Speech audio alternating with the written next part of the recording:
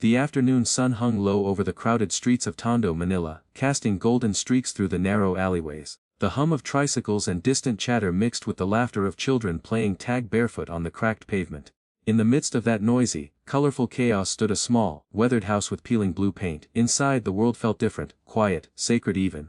On a small wooden stool barely tall enough for his tiny legs to dangle, sat Liam, a 4-year-old boy with bright brown eyes and a focus far beyond his years. His little fingers danced over the yellowed keys of an old piano. The instrument was slightly out of tune, some keys chipped, its varnish long faded, but when Liam played, it sounded like magic. His mother Rosa stood in the doorway, her hands still wet from washing clothes. The sound of her son's music made her pause, just as it did every day. She had grown used to neighbors stopping by, leaning on the window frame, their faces softening as they listened. Even the stray cats that usually fought over scraps in the alley seemed to settle when Liam played. The melody he was working on today was Twinkle, Twinkle, Little Star, but somehow, it didn't sound childish, it sounded tender, emotional, like a lullaby played for someone who needed comforting. Rosa swallowed hard. He plays the way his father did. Her late husband, Marco, had been a musician, a quiet dreamer who played piano at weddings and old restaurants, always promising that one day he'd teach their child to play. But life had other plans. When Liam was only 2, Marco fell ill and never recovered. His piano, this very piano, was the only thing he left behind. For months after the funeral, Rosa couldn't bear to hear its sound.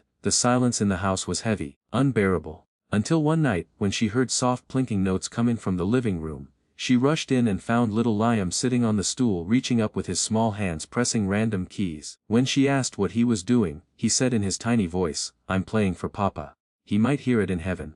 From that night onward, the piano was no longer a relic of loss, it became their bridge between earth and memory. Rosa couldn't explain it, Liam never took lessons, he couldn't even read yet, but somehow, the boy listened and remembered sounds. He could recreate any melody he heard from the old radio, or even from the street vendors' jingles. When she played recordings of his father, Liam would sit beside the speaker, close his eyes, and repeat the exact tune on the piano. It was as if Marco's spirit had found its way into those tiny fingers. One evening, as the sun disappeared behind the skyline of Manila, Rosa called Liam for dinner. But he didn't respond. When she peeked inside the room, she saw him sitting perfectly still, staring at the piano. "What's wrong, Anak?" she asked gently. He looked up at her and asked, "Mama, do you think Papa can really hear me?" Her heart clenched. She knelt beside him, brushing a lock of hair from his forehead. "Of course, sweetheart. Every note you play he hears it. He's smiling right now." Liam smiled faintly. "Then I'll play better, Mama. I want him to be proud." That night Rosa cried quietly after putting him to bed, not out of sadness but out of awe. How could a child so young carry such a heart? The next morning, the street was buzzing with excitement. Someone had recorded a short video of Liam playing on their phone and uploaded it online. Rosa hadn't even noticed. The neighbor's teenage son, amused by the little boy's concentration, had filmed him and shared it with the caption, "Tiny boy, big heart. Listen to this 4-year-old play piano like an angel." By noon, people from nearby streets were coming just to see Liam. They would clap softly after each song, leaving coins on the piano lid. Rosa tried to stop them, embarrassed, but they would smile and say, "No, let him play, it makes us feel something." At first, she worried it was too much attention for a child, but every time Liam played she noticed something incredible. The tired, worried faces of her neighbors would soften. People struggling with their own problems found a few minutes of peace listening to him.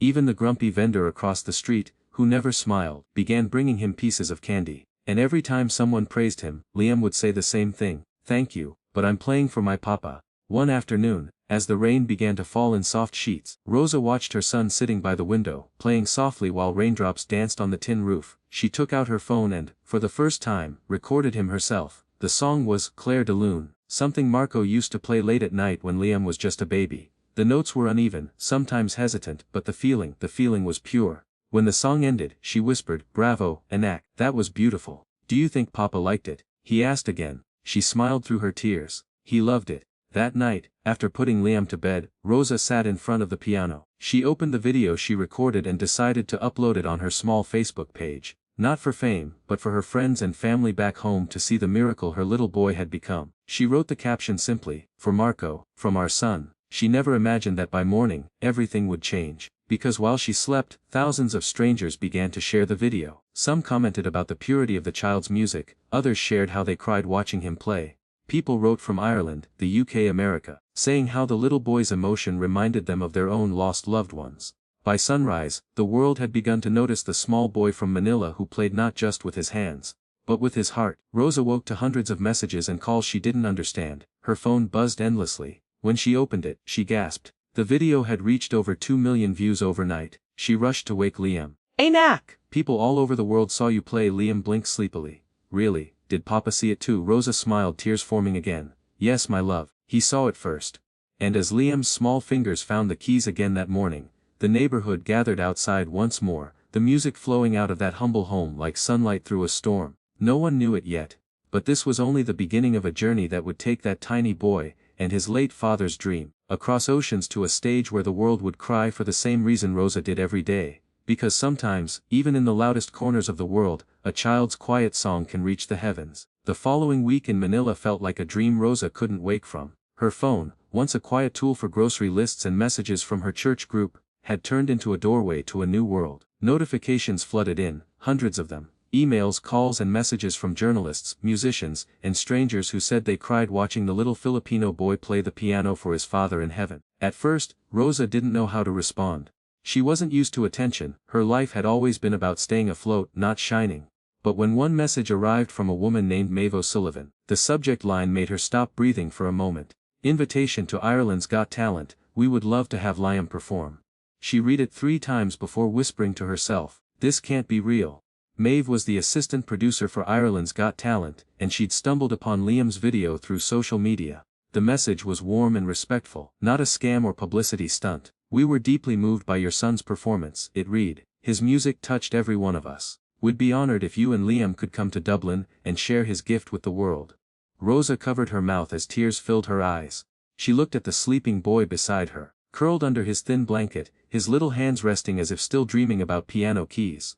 When he woke up the next morning, she told him the news gently, expecting him to be too young to understand. But he blinked at her and smiled, so I can play for Papa in another country. Rosa laughed softly through her tears. Yes, Anak, maybe you can, but soon, reality hit. Airfare from Manila to Dublin cost more than she earned in 6 months. They didn't even have passports. And Ireland, it felt like another universe away. For a moment the dream felt impossible. That evening, Rosa sat at the kitchen table, staring at her husband's photo beside a cup of cold coffee. Marco, she whispered, what should I do? He has your gift, the world wants to hear him. But how can I bring him there? As if in answer there was a knock at the door. Their neighbor, Aling Teresa, stood outside holding a tablet. Rosa, she said breathlessly, do you know your son's video is on the news? The local station's playing it right now. They rushed to the living room, turning on the old TV just in time to see a reporter smiling on screen. Behind her was a clip of Liam playing Clair de Lune, his small face filled with emotion. The caption read, "Your old Filipino piano prodigy moves millions worldwide." In the following days, something extraordinary happened. People started coming, neighbors, local reporters, even a few strangers carrying gifts for Liam. A teacher from the nearby music school offered to help him practice. A local airline reached out offering discounted tickets. And soon after, a crowdfunding campaign appeared online, "Help little Liam bring his music to Ireland." Rosa didn't start it. It was the community. The same people who used to borrow sugar, share rice, or wave from their laundry lines were now the ones rallying behind her little boy. Vendors sold extra snacks to contribute. Kids put coins into a jar labeled, "For Liam's Piano Journey."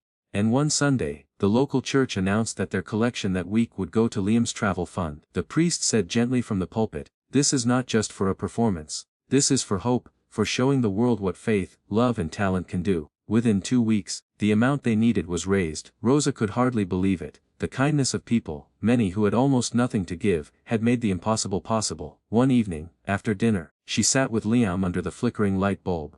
"Anak," she said softly, "we're really going to Ireland." His eyes widened. "Is it far?" "Very far," she said with a smile. "Across oceans." He nodded solemnly, then asked, "Can Papa see us from there?" She touched his cheek. "He can see you from anywhere." The days leading up to their departure were filled with excitement and nervous laughter. Rosa borrowed a small suitcase from a friend. They packed only what they needed: Liam's little suit, his toy airplane, and a photo of Marco that Liam insisted on bringing. "He should come too," he said simply. At the airport the scene was emotional. Dozens of neighbors came to send them off, waving handmade signs, "Go Liam," and "Play from the Heart." Even the street dogs seemed to bark goodbye. As they boarded the plane, Rosa held Liam's hand tightly. He pressed his face against the window, watching the lights of Manila shrink below. "Mama," he whispered, "it looks like stars." She smiled. "Maybe Papa's waving from one of them." The flight was long. Liam slept most of the way, his small head resting on her lap. Rosa couldn't sleep. She thought about everything, their tiny house, the community's generosity, and the strange feeling that they were carrying something bigger than themselves. When they finally landed in Dublin, the air was crisp and cool. A crew from Ireland's Got Talent was waiting at the airport with a sign that read, "Welcome, Liam and Rosa." They greeted them with warmth and laughter, even giving Liam a little stuffed shamrock toy. Rosa couldn't stop thanking them. "We're so grateful. You don't know what this means." Maeve, the producer, smiled and said, "No, Rosa, you don't know what it means to us. We've never seen anything so pure. The moment he plays, everything changes." They drove through Dublin's cobblestone streets to a small hotel near the theatre. That night, after unpacking, Rosa sat by the window while Liam played on the tiny keyboard the show had provided for practice. His fingers found the melody of "You Raise Me Up," though he'd never heard it before coming there. "Where did you learn that?" she asked. Liam shrugged. "I heard it on the radio at the airport. It felt nice." Rosa's heart swelled. Even here in a strange country, the music finds him. She tucked him into bed soon after, whispering, "Tomorrow you'll meet the judges. Are you scared?" Liam shook his head. "No, Mama, I'm happy. Maybe Papa will hear me better from here. It's closer to the sky." Rosa smiled, but her eyes filled again. She turned off the light, sitting silently beside the window. Outside, the Irish night was peaceful, the moon glowing like a gentle promise. She closed her eyes and prayed quietly. "Lord, please let his music touch hearts. Not for fame but for love." Somewhere beyond the stars, maybe Marco was listening too. And as dawn began to creep over Dublin, the little Filipino boy who once played on a broken piano in Manila was about to step into a world that would never forget him. Because sometimes, miracles don't happen in grand churches or palaces. They happen when a child carries his father's love across oceans and turns it into music that makes the world cry. The morning of the audition dawned grey and misty over Dublin. The city's cobblestone streets glistened under a light drizzle, and the air smelled faintly of rain and roasted coffee. Inside their small hotel room, Rosa carefully buttoned up Liam's tiny white shirt, her hands trembling slightly. The outfit had been donated by a kind Irish woman they'd met at the local church. A simple vest, neatly pressed trousers, and a little bow tie. He looked like a miniature gentleman. "Are you warm enough, Anak?" she asked softly, wrapping his small scarf around his neck. Liam nodded, his sleepy eyes lighting up as he pointed to the old photograph of his father propped on the nightstand. "Mama, can we bring Papa too?" Rosa smiled and slipped the photo into her bag. "Of course, love, he'll be right there with us." As they stepped outside, the drizzle turned to mist, and the taxi ride to the theater felt unreal. Liam pressed his face to the window, watching raindrops race each other down the glass. Dublin looked nothing like Manila, the tall grey buildings, the quiet streets, the cool air. But in his eyes, everything was filled with wonder. When they arrived at the Ireland's Got Talent venue, it was already buzzing with life. Contestants of all ages filled the lobby, dancers stretching, singers rehearsing, magicians adjusting props. Bright lights, camera crews, and banners filled the space, each one reading, "Season premiere, the world is watching." Liam clutched Rosa's hand tightly as they entered, heads turned. Some people smiled in surprise at the sight of a child so young. One of the stagehands bent down and asked kindly, "Are you going to play for us today, little man?" Liam nodded shyly. "Yes, sir. For my papa." The man blinked, clearly touched. "Well then," he said softly, "I think we're all in for something special." Backstage was a world of noise and color. Rosa could barely breathe. She had seen talent shows on TV before, but standing here, in this maze of lights, cables and anticipation, felt overwhelming. Liam, however, was calm. He sat quietly on a chair, legs swinging, humming to himself while holding his toy airplane. A production assistant handed Rosa a clipboard. "You'll be up soon," she said with a gentle smile. "He's number 12 on the list." Rosa's stomach twisted. "Soon." Through a gap in the curtain, she peeked at the stage. The theater was enormous, hundreds of people filling the seats, cameras poised, spotlights cutting through the air. At the center sat the panel of judges, their faces half hidden behind the glare. One of them, a man with a sharp suit and serious eyes, leaned forward during each act with the kind of scrutiny that could unnerve even adults. She recognized him. Everyone did. He was the show's tough one, the Simon Cowell type. Rosa swallowed hard. What if they laugh? What if he freezes? But when she turned back, Liam was still humming, completely at peace. "Are you nervous, Anak?" she asked quietly. He looked up at her thoughtful. "A little. But Papa used to say music is like praying with your hands, so I'll just pray." She bit her lip, holding back tears. "Yes, pray my love, just like that." Minutes later, a voice echoed through the speakers. "Ladies and gentlemen, our next performer is only 4 years old, all the way from Manila, Philippines. Please welcome." Lee audiences gasped. Some chuckled softly, assuming it was a novelty act. The stage lights dimmed. Rosa felt her heart pound so loudly she could hear it in her ears. Liam walked out slowly, a tiny figure dwarfed by the massive stage. His short legs carried him to the grand piano placed in the center. He climbed onto the bench with the help of a stagehand, feet dangling far from the floor. the microphone lowered to his height, the crowd murmured again, half curious, half amused. The judges exchanged looks. The tough judge leaned forward. "Hello, Liam. How old are you?" Liam smiled shyly. Four, the judge exclaimed. The crowd laughed softly. "And what will you be playing for us today?" Liam thought for a second. "A song for my papa. He's in heaven." The laughter stopped. The room grew still.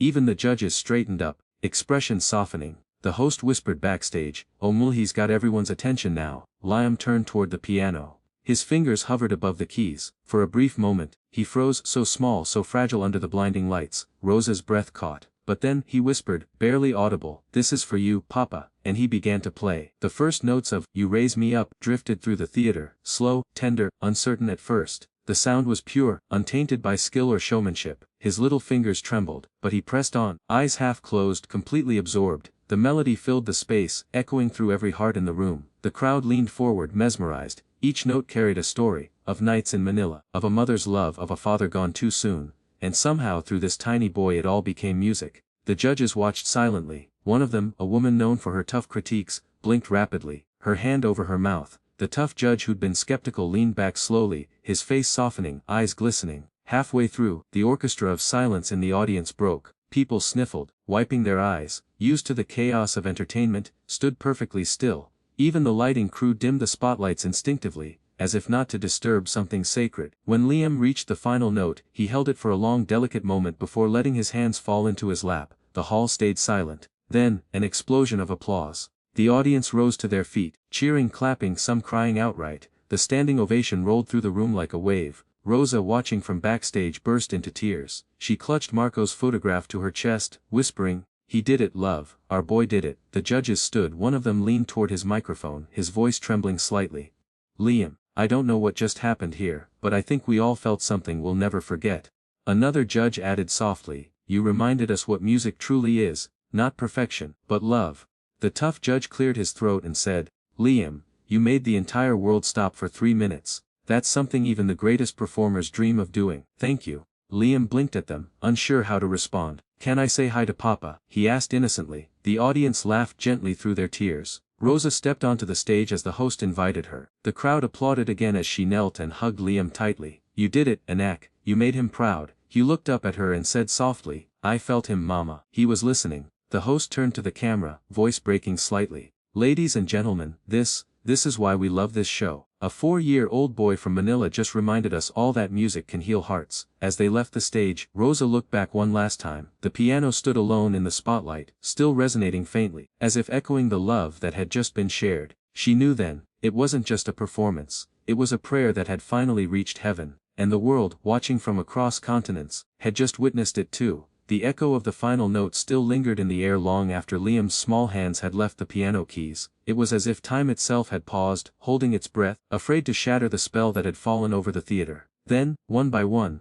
the audience began to rise. A single clap broke the silence, then another and another, until the hall thundered with applause. The standing ovation rolled like a wave, sweeping across the room, louder and louder, until the lights themselves seemed to tremble from the sound.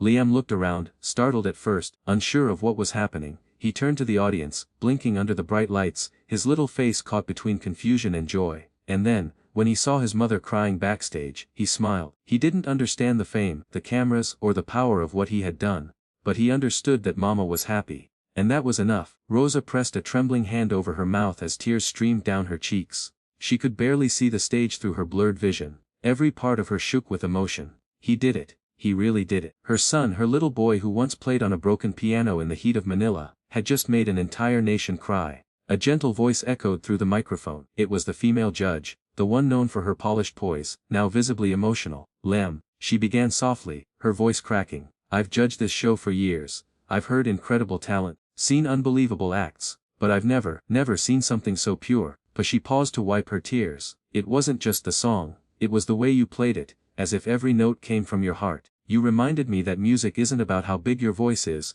or how perfect the notes are, it's about love. And you, little one, you played love itself." The audience applauded again, louder this time. The next judge leaned forward, his voice trembling slightly. "Liam, I lost my father when I was your age," he said quietly, "and I haven't thought about him like that in years. But when you played I felt him beside me again." He looked away briefly, trying to compose himself. "Thank you for that gift. Then came the moment everyone was waiting for. The toughest judge, the one who rarely smiled, pressed his microphone button. The crowd hushed immediately. His expression was unreadable for a long moment as he looked at the tiny boy sitting patiently on the piano bench, feet dangling, still clutching his toy airplane. Liam, he began slowly, I'll be honest. I didn't know what to expect. You're 4 years old. I thought it would be cute. The crowd laughed softly. But then you played. He continued, his voice thick with emotion. And for the first time in a long time, I forgot where I was. I forgot the cameras, the lights, the competition. I just listened. He leaned forward. You reminded all of us what music is supposed to do. It's supposed to make us feel. And you did that, little man. You made us feel everything. A murmur of agreement rippled through the audience. Even the crew backstage, hardened by years of show business, stood silently with tears in their eyes. The judge pressed the golden button. In an instant, golden confetti burst from above, showering the stage like sunlight. The crowd erupted. Rosa gasped aloud, her hands flying to her face as the realization hit. Liam had received the golden buzzer. She ran onto the stage as the music swelled, lifting her son into her arms. He laughed, spinning slightly in her embrace, his small hands reaching out to catch the falling gold flakes. Mama, it's raining, he shouted in delight. The host approached, smiling warmly. Ladies and gentlemen, he said over the cheers, this young man just brought Ireland, and the whole world, to tears. He knelt down to Liam's level. How do you feel, buddy? Liam tilted his head innocently. Happy, because Papa heard me. The crowd fell silent for a heartbeat, then applause erupted again, so loud it shook the rafters. People were standing, hugging, even crying openly. The host's voice softened. And I think we can all agree he did. As the golden confetti continued to fall, Rosa whispered into her son's ear. You made him the world proud. He smiled up at her. Did Papa smile too? Her voice broke. Yes, I'm sure he did. After the show, backstage was a blur of lights and congratulations. Crew members, judges, even other contestants came up to meet Liam. They ruffled his hair, took photos, handed him little trinkets. He smiled shyly, holding his mother's hand tightly the whole time. One of the producers approached Rosa. Mrs. Reyes, she said gently, you've changed something tonight. I've never seen this theater so quiet, so emotional. Your son reminded everyone what this show is really about. Rosa didn't know what to say. We just wanted to honor his father, she whispered. We didn't. Producer smiled. Sometimes, the most unexpected hearts change the world. When the crowd finally dispersed, Rosa and Liam sat together in a quiet corner of the dressing room. The noise outside faded, replaced by the soft hum of stage lights. Rosa took out the old photograph from her bag and placed it beside the golden confetti scattered on the table. Look, Anak, she said softly, Papa's here with us. Liam touched the photo gently. He looks happy. Yes, she said, tears glistening in her eyes. He is. Later that night, back in their hotel room, Rosa tucked Liam into bed. His eyelids fluttered sleepily, the events of the day finally catching up to him. Mama, he murmured drowsily, was that dream real? The gold rain. She brushed his hair gently. Yes, my love, that was real. He smiled faintly. Then maybe Papa can see it from heaven. It must be shining there too. Her heart ached and swelled all at once. Maybe it is, she whispered. As Liam drifted off to sleep, Rosa sat by the window, staring out at the Irish night sky. The city was quiet now, its streets glimmering with reflected moonlight. She closed her eyes and imagined Marco smiling somewhere beyond the stars, proud and peaceful. She whispered into the silence, thank you for staying with him. For guiding his hands. For keeping your promise. Downstairs in the lobby, hotel guests were still watching the replay of Liam's performance on television. Strangers wept openly in front of screens, replaying the clip over and over. The boy from Manila, the one who played for his father, had made the world believe in something again. And though he was far too young to understand it, Liam had done what many grown men and women spent their lives trying to do. He had reached into people's hearts and reminded them that love, real love, never dies. Because even after music fades, the heart remembers. And that night, under the quiet Irish sky, the sound of a little boy's piano still echoed somewhere between heaven and earth. The morning after Liam's breathtaking performance, the world awoke to a different kind of news. One that wasn't about politics, money, or power, but about a 4-year-old boy from Manila who played the piano like he was whispering to heaven. Clips of his performance flooded every corner of the internet. The video of little Liam sitting on that giant stage, his legs dangling off the piano bench, eyes closed, and fingers trembling over the keys, was being shared millions of times. The caption read, "The boy who made the world remember how to feel." Rosa sat in the small hotel room provided by the show, phone in hand, tears welling up as she read comments from people around the world. Messages came from the USA, Ireland, Brazil and Japan, each one echoing the same feeling. He reminded me of my father. This boy gave me hope again. His music healed something inside me. Liam, sitting beside her, was more fascinated by the pigeons outside the window than by his newfound fame. "Mama, can I feed them?" he asked innocently. Rosa smiled through her tears, handing him a few crumbs from the leftover breakfast. "Yes, Anak," she whispered, "go feed them. They've come to hear you play too." That day, as Liam pressed his tiny fingers against the hotel's old keyboard, Rosa felt something inside her shift. For years, she'd lived with quiet grief, the kind that didn't shout, but stayed heavy on her chest. Watching her son play on that stage, and now watching the world embrace him, she realized that maybe her husband's love had never really left. It was in Liam's music. It was in every note he played. When they returned to Manila weeks later, the airport was crowded. Strangers held banners that said, "Welcome home, Liam?" and "Our little hero." Neighbors who used to pass by and smile politely now ran to embrace Rosa, some even in tears. The piano shop owner, Alvarez, the man who once almost sold the old upright piano, was there too.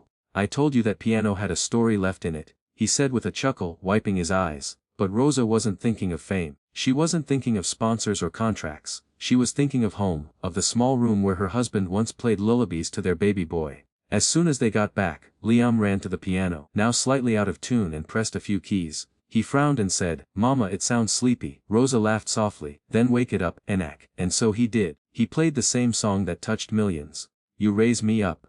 But this time, it wasn't for the judges or the cameras. It was for the walls that had heard his father's laughter, for the air that had held his mother's prayers. Rosa stood by the door, eyes closed, feeling the music fill every corner of their tiny home. Then came the letters, hundreds of them. People from all over the world wanted to thank Liam. Some enclosed drawings, others shared stories of loss and healing. A woman from Ireland wrote, "When your son played, I remembered my husband who passed away 10 years ago. I hadn't cried in years, but that night I did, not out of sadness, but gratitude." Another from New York said, "Please tell Liam his music helped me forgive myself." Rosa read every single one, her heart swelling with both awe and humility. She realized then that this wasn't just a viral story. It was something sacred, an act of kindness that rippled across oceans. That's when she made a decision. A few months later, Liam's name had spread so far that music academies began offering scholarships. Television networks wanted interviews. International schools called. But Rosa politely declined most of them. "My son is only 4, she would say kindly. "Doesn't need a stage. He needs a purpose." Instead, she took him to hospitals. The first time was at the Philippine Children's Medical Center, where young patients lay connected to machines, some too weak to speak. The nurses wheeled in a small keyboard for Liam, and he began to play softly. His song that day wasn't rehearsed, it was a lullaby his father used to hum, slow and tender, carrying the hush of love. As the notes drifted through the ward, something magical happened. A child with a breathing tube smiled faintly. A nurse paused mid-step, hand over her mouth. One of the doctors whispered, "I've never seen them this calm." Rosa watched, her hand over her heart, and for the first time since her husband's passing, she felt complete peace. Her son wasn't just playing the piano, he was healing hearts. Word spread quickly. Soon hospitals and charities invited Liam to play. He didn't understand the weight of it all. He only knew that people smiled when he played, and that made him happy. He'd always ask his mother afterward, "Mama, did Papa hear me today?" And she'd answer, "Yes, Anak. Papa hears every note." One day while playing at an orphanage, a little girl around his age tugged at his shirt. "Liam, why do you play?" she asked, curious. He looked at her, thought for a moment, and replied with the simplicity only a child could muster, "Because music makes sad hearts quiet." A month turned into a year. Liam continued to grow, not just in talent, but in spirit. His story became a beacon of hope, a reminder that greatness isn't measured in fame or fortune, but in how deeply we touch others. People who had long given up on their dreams found themselves sitting at dusty pianos again. Parents started teaching their children music, not for success, but for connection. Churches played Liam's performance before sermons. Schools discussed kindness because of him. Rosa once said in an interview, tears streaming down her cheeks, "I thought I was raising a child, but now I see. God was raising me through him." One evening, on the anniversary of his father's passing, Rosa took Liam to the small park by the river, where the city lights shimmered on the water. They brought a tiny keyboard with them. The air was cool, the stars clear. Liam sat on the bench, placed his fingers gently on the keys and said, "Mama, can I play Papa's song?" She nodded. Her voice caught in her throat. As he began to play, people walking by stopped. A couple sat down to listen. A street vendor turned off his radio. Soon, the quiet park was filled with a melody that carried something no words could capture, a mix of love, longing, and peace. When the song ended, Liam looked up at the sky and whispered, "I love you, Papa." Rosa closed her eyes, letting the wind carry her tears away. In that moment, she knew her husband was smiling somewhere above them. Liam's story didn't end on a TV stage. It lived on, in every hospital corridor, every orphanage, every home where someone watched that little boy play and remembered what love feels like. He had shown the world that miracles don't always come from angels in the clouds, sometimes they come from tiny hands on old pianos. And as Rosa watched her son drift to sleep that night, fingers still twitching like they were playing invisible keys, she whispered the words that had become their truth. Sometimes, the smallest hands can play the biggest miracles.